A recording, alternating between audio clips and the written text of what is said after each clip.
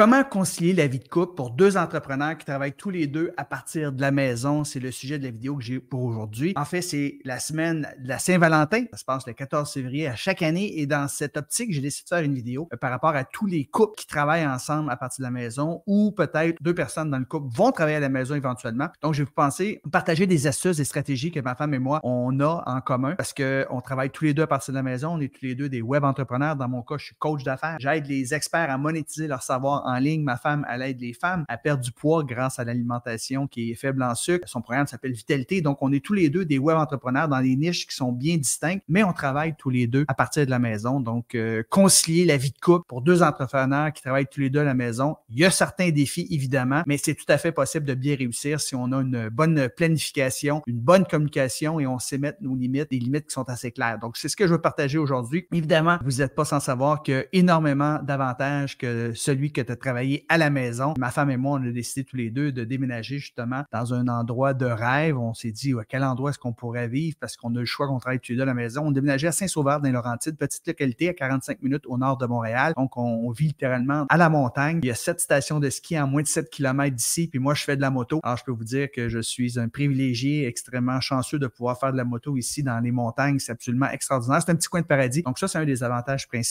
lorsqu'on travaille à partir de chez soi, qu'on a une liberté géographique. Évidemment, quand nos enfants vont être un peu plus vieux, on va pouvoir passer quelques mois au sud, au chaud, à l'hiver et on va pouvoir travailler. Le seul critère, en fait, que tu as lorsque tu travailles à ton compte comme ça, à partir de la maison, c'est d'avoir une bonne connexion Internet. Donc, voici donc 7 stratégies que j'ai pensé vous partager aujourd'hui qui vont vous aider à vous aussi à concilier la vie de couple si jamais vous êtes tous les deux entrepreneurs et que vous travaillez à la maison ou éventuellement si vous allez le devenir. Donc, la première chose, c'est très important d'avoir des espaces de travail qui sont séparés. Alors, des espaces dédiés au travail, ça peut définitivement maintenir une harmonie dans le couple au niveau de la vie personnelle et professionnelle. Ça permet à chacun de se concentrer à faire ses choses. Dans mon cas, j'ai une pièce ici, donc c'est une ancienne chambre dans ma maison que j'ai transformée en bureau. Je suis au rez-de-chaussée et ma femme, elle est au rez-de-jardin, juste en bas ici, et elle a sa pièce qui est dédiée à elle ici. C'est très, très important. Ça serait pratiquement impossible que de travailler tous les deux dans la même pièce. Évidemment, on fait beaucoup d'appels Zoom, un et l'autre. On prend des appels avec des clients potentiels. Généralement, un appel Zoom, ça dure plus ou moins 45 minutes. Donc, évidemment, si l'autre est à côté de vous, vous avez un appel en même temps ou ne serait-ce que le niveau de concentration que vous avez besoin de faire, si l'autre fait un appel, c'est pratiquement impossible. Donc, c'est important d'avoir des pièces séparées.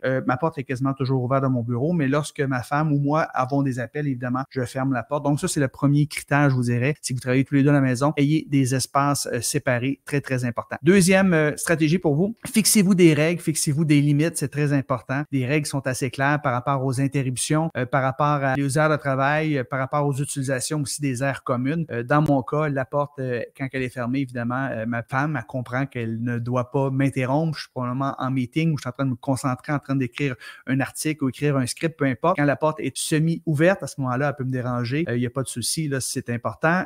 Sinon, elle sait que je suis en train de travailler. Si la porte est complètement ouverte, elle peut venir m'interrompre en tout temps. Là, je travaille sur quelque chose qui n'est pas vraiment important. Donc, ce sont des petits codes là, qu'on se donne un et l'autre, très important. Ma femme aussi, souvent, elle va travailler le soir, 1 heure ou 2. Elle va faire un live avec sa clientèle. Dans mon cas, c'est rare que je travaille le soir. On va respecter ça un et l'autre et je vais aller m'occuper peut-être du chien si j'appelle, si jamais il y a un livreur qui vient et vice-versa également quand je suis en live, là, puis le chien fait du bruit, mais elle va s'occuper. Donc, on s'est donné ça aussi de se respecter un et l'autre lorsqu'on fait des lives. Aussi, dans notre cas, on a besoin aussi de mettre des limites par rapport au nombre d'heures qu'on travaille. Évidemment, on tente de pas travailler le soir, sauf exception, sauf si on est en lancement, évidemment. Donc, ça dépend de vous, ça dépend de votre travail que vous faites, mais c'est important de se mettre des limites. Donc, souvent, à partir de 18 heures, fini le travail parce que c'est un des avantages, mais c'est un des inconvénients lorsqu'on travaille à son compte à partir de la maison. Il n'y a pas personne qui nous dit que c'est terminé et quand tu es passionné, tu aimes ce que tu fais, comme c'est le cas de ma femme et moi, on peut continuer de travailler des heures et des heures. On ne voit pas le temps passer, mais c'est important de se mettre des limites à partir de telle heure. Dans notre cas, on soupe en famille à 18 heures généralement, donc on arrête de travailler. Autre règle aussi qui n'est pas vraiment écrite, mais papa, il passe ses week-ends au chalet. Étant donné que je travaille à la maison, moi, j'ai besoin de sortir le week-end, j'ai besoin de sortir de mon environnement parce que mon bureau est à la maison, donc on va au chalet. On a un petit chalet pas très loin d'ici, là, à peu près à 35 minutes et papa, il passe ses week-ends là, donc si ma femme et mes filles veulent me suivre, tant mieux. S'ils veulent pas, on respecte ça également. J'y vais avec mon petit chien à ce moment-là. Donc, c'est des règles qu'on a établies pour avoir une belle santé mentale, je vous dirais, un bel équilibre. Troisième règle, on évite de parler de travail à la table et au souper lorsqu'on mange en famille. Souvent, on va manger en famille le soir et notre attention est entièrement portée sur nos deux filles, Jade et Kim. Donc, on leur pose des questions sur leur journée, sur leurs études, sur leurs amis s'ils ont des projets de week-end. On va éviter de parler de travail, même si c'est pas toujours évident. Souvent, si on le fait, bien, on va changer rapidement de sujet. Et de toute façon, nos filles vont nous le dire si on parle trop de travail, ça les intéresse pas du tout. Quatrième stratégie pour vous aider à concilier la vie de couple si vous travaillez tous les deux à la maison, prendre des pauses ensemble. Alors ça, c'est quelque chose qu'on aime faire. Je vous suggère de profiter justement de votre flexibilité pour prendre des pauses ensemble, que ce soit un café, aller déjeuner, faire une promenade avec votre chien dans le parc, que ce soit même avoir des moments plus intimes. Hein. Vous savez, il y a bien des gens qui sont très fatigués le soir. Alors, si vous pouvez le faire dans la journée, bien, tant mieux. Donc, essayez de synchroniser vos pauses, de dîner ensemble. On le fait pas toujours, on le fait pas chaque jour, mais on le fait assez souvent et ça, c'est vraiment un des gros avantages que de travailler à la maison. Numéro 5, séparer les finances personnelles des finances professionnelles. Ma femme, elle a son entreprise, j'ai mon entreprise également.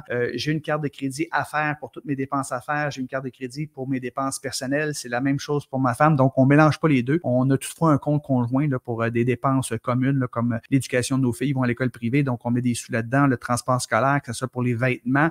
Donc, c'est ce qu'on fait, mais on mélange pas le personnel et le professionnel. On a chacun nos entreprises, on a chacun nos dépenses et on a juste un compte commun pour qu'est-ce qu'ils ont des dépenses par rapport aux enfants. Maintenant, sixième et avant-dernière idée pour vous aider à concilier le couple et le travail à la maison. C'est important de se soutenir mutuellement, puis c'est un des gros avantages que travailler tous les deux à la maison lorsqu'il y a une seule personne qui travaille à la maison, mais c'est difficile d'obtenir du soutien lorsqu'on en a besoin, mais tous les deux, nous, on se donne du soutien. Généralement, parle des bons coups, on parle de nos mauvais coups. Femme va se partager, par exemple, j'avais 4 appels aujourd'hui, puis j'ai fait 3 ventes. Ça, c'est génial. On se tape dans la main, on s'encourage. Elle va me dire même, il y en a 2 qui ont payé en seul versement. Donc, on est super content. Moi, je vais lui dire, viens voir, chérie, je viens d'écrire un nouvel aimant client, je viens d'écrire un nouveau tunnel, dis-moi ce que tu en penses. Donc, c'est le fun d'avoir du soutien comme ça. On est moins isolé que si on est juste une des 2 personnes qui travaillons à la maison. On partage aussi nos moins bons coups. Comme hier, ma femme est venue me voir à 11h, elle était un petit peu déçue. Elle dit, j'ai une prospect avec qui j'avais un appel à 11h, malheureusement, c'est pas présenté, puis elle m'a pas donné de raison. Ça peut arriver également, donc on va se partager des trucs comme ça, ou on va par exemple dire, OK, dans notre dernier lancement, je sais pas pourquoi, j'ai eu 40% moins de ventes que la dernière fois, donc on va soutenir dans les bons moments, puis dans les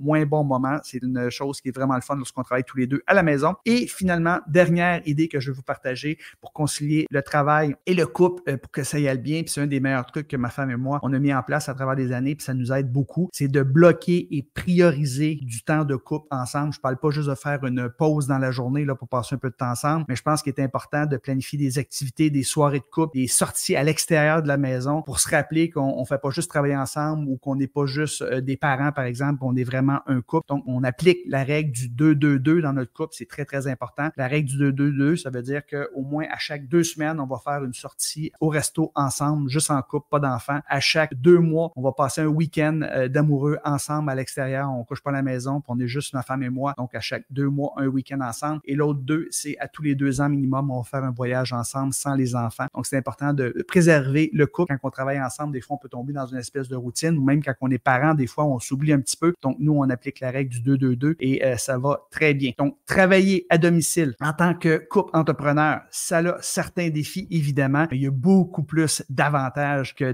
d'inconvénients. L'essentiel, c'est de trouver un équilibre tous les deux, se respecter dans notre vie personnelle, notre vie professionnelle. Et évidemment, comme je l'ai mentionné tantôt, l'avantage principal que de travailler tous les deux à domicile comme ça, c'est qu'on a la liberté géographique et dans quelques années, sûrement qu'on va pouvoir habiter quelques semaines ou du moins quelques mois dans le sud et profiter de la vie au soleil. Vous avez envie de développer votre activité en ligne, puis écrivez le mot coaching dans les commentaires juste en bas ici et je vais vous envoyer un lien. On va jaser ensemble pendant 45 minutes. Ça s'appelle l'appel à 100 000 $. Le but, c'est de voir si on est un bon fit de travailler ensemble puis voir si je peux vraiment vous aider à développer votre business en ligne. Puis si jamais je peux vous aider, je vais essayer de vous rediriger dans la meilleure direction possible. Mais si je peux vous aider, ben, je parle de mon programme d'accompagnement puis vous me direz si oui ou non ça vous tente d'embarquer. Sachez que je travaille avec mes élèves de façon honnête et transparente. J'offre une garantie de satisfaction, j'offre une garantie de résultat. Donc, c'est impossible d'échouer si vous êtes prêt à faire le travail que je vais vous proposer. Mais pour savoir si on est un bon travail ensemble, il faut jaser un petit 45 minutes. L'appel est gratuit. Vous allez choisir l'heure et la date qui vous convient. Donc, écrivez le mot coaching dans les commentaires et je vous envoie mon lien pour prendre un rendez-vous. Donc, j'espère que vous avez apprécié les idées, les trucs que je vous ai partagés aujourd'hui. Donc, je vous ai partagé 7 trucs concilier la vie de couple pour 2 entrepreneurs qui travaillent tous les deux à partir de la maison. Et sur ce, je vous souhaite une belle fin de journée et une bonne Saint-Valentin. Bye bye tout le monde. Ciao.